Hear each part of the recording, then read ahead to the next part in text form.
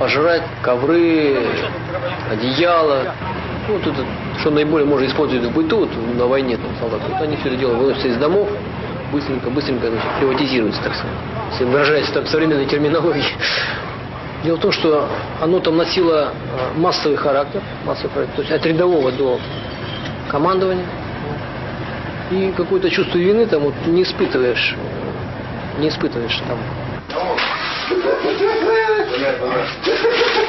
Пойти колеса подискать.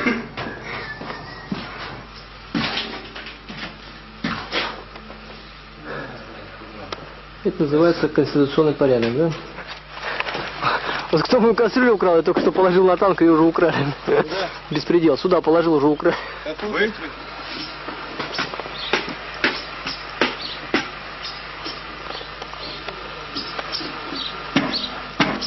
Нормально видно. Это что, манты делаем, ребятишки, да?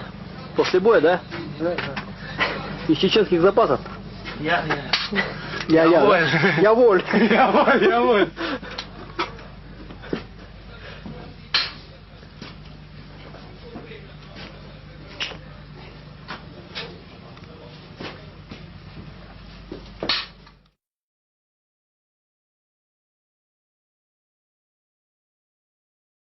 Какая мать его родила, этого Путина?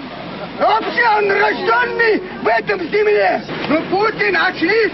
Ты с Богом воевать не сможешь. Ну, с нами ты можешь нас уничтожить.